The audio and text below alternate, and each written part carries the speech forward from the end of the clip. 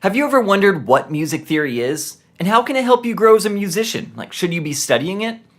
Well, whether you're working on the Tchaikovsky Violin Concerto or jamming on Green Day, all Western European music is based on the Diatonic Triads.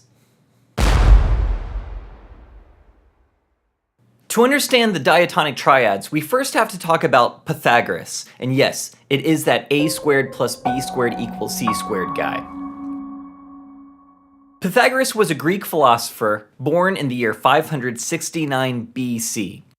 He is credited with being the father of mathematics. He is also credited with being the father of geometry, as well as the father of music. He discovered the musical intervals and taught that music could heal using sound and harmonic frequencies.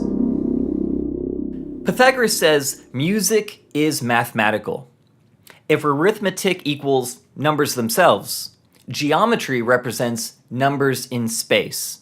Music represents numbers in time.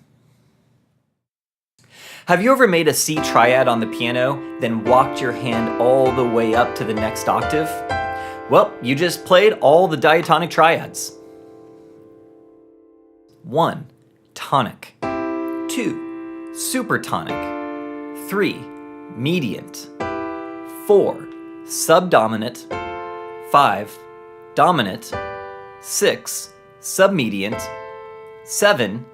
The leading tone. And finally, tonic again. The use of the capital I means it's a major triad, built on the first degree of the scale, C, E, G. We call this tonic. The use of the two lowercase i's means it's a minor triad, D, F, A. We call this supertonic, and it's built on the second degree of the scale. The use of the three little i's is a minor triad built on the third degree of the scale, E, G, B. We call this the mediant. It's important to note the relationship between tonic and our next two chords, subdominant and dominant. What are the strongest harmonics? Well, it starts with a fundamental note, the octave, followed by the perfect fifth,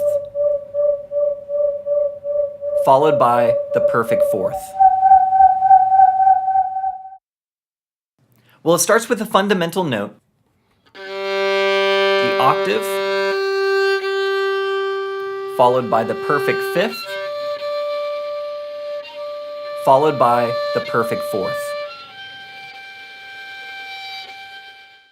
Well, it starts with a fundamental note, the octave, followed by the perfect fifth, followed by the perfect fourth. Pythagoras believed in the mathematical nature of music. Two chords whose roots are separated by a perfect fifth have a close relationship. The one a fifth above the tonic is the dominant triad, and the one a fifth below is the subdominant. If you Google 3-chord songs, you get 1.3 million search results. And guess which chords they are? Tonic, subdominant, and dominant.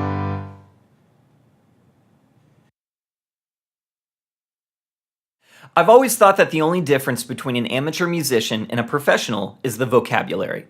Anyone who picks up a guitar or sits down at a piano can instinctively discover the diatonic triads. Once the chords are found, they arrange themselves in progressions that can feel like anticipation or dissonance or returning home. Let's try an experiment. I have here a 6-sided die. We're going to use the 1 through 6 to represent our diatonic triads, and I'm going to roll it 4 times to create a chord progression for a pop song I'm about to write. Now you might note that this does not have a 7 on it, which is okay because the leading tone triad isn't used very often in pop music. Let's roll our dice and see what chord progression our pop song is going to have. We're going to start with a submediant chord, followed by the tonic chord. Next we will have,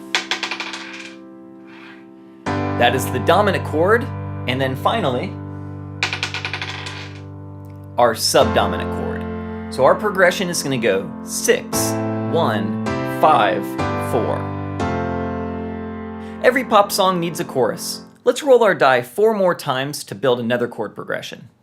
Our first chord will be supertonic, followed by the mediant. The third chord of our chorus will be tonic, and the very last chord of our chorus will be the submediant.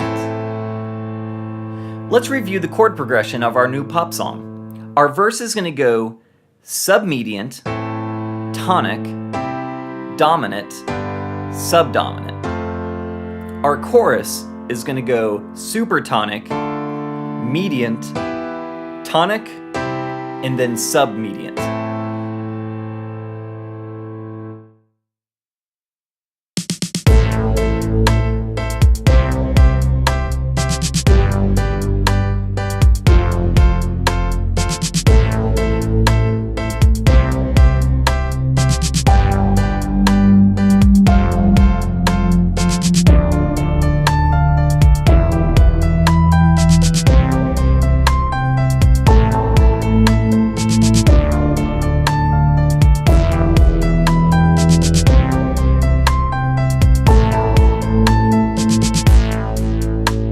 Thanks for watching my video on the Diatonic Triads. Don't forget to click subscribe if you like it and want to watch more videos like it. See you next time, and happy recording.